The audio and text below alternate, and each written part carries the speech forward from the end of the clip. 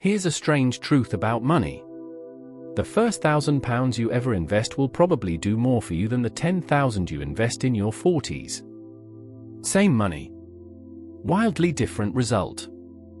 The reason isn't luck, and it isn't a hot stock tip. It's time, and a quiet bit of maths most people are never taught. Let's start with the engine behind all of it: compound interest. Normally, you earn a return on the money you put in. With compounding, you also earn a return on the returns. Your money makes money, and then that money makes money too. It's a snowball. Tiny at the top of the hill, almost not worth watching. But give it a long enough slope, and it becomes something you can't ignore.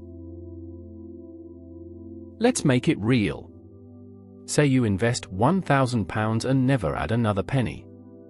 At a 7% average annual return, roughly what a broad global stock market has delivered over the long run, before inflation, after 10 years you'd have about £2,000. It doubled. Nice.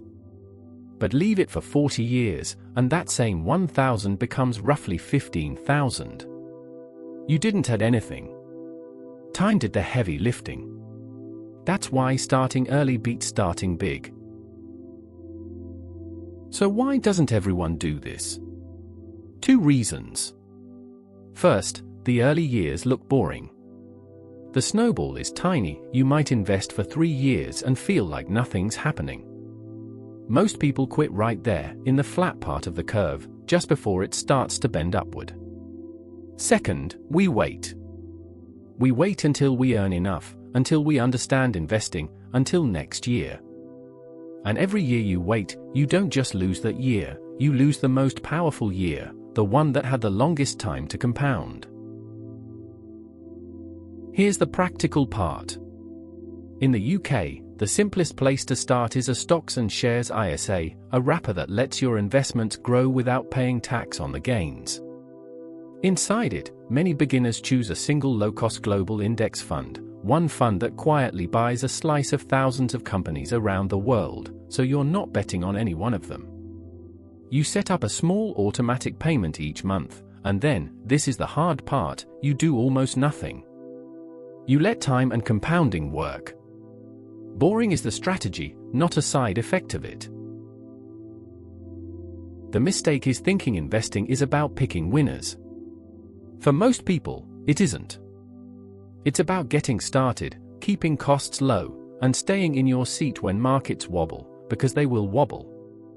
The market falling is not the system breaking, it's the price of the long-term return. The people who do well aren't the smartest. They're usually the ones who started early and refuse to panic. So if you take one thing from this, the best day to start was years ago. The second best day is today, even with a small amount. Your first £1,000 isn't small. Given enough time, it's the most valuable money you'll ever invest. If this was useful, subscribe. The next video shows exactly how to open a stocks and shares ISA, step by step.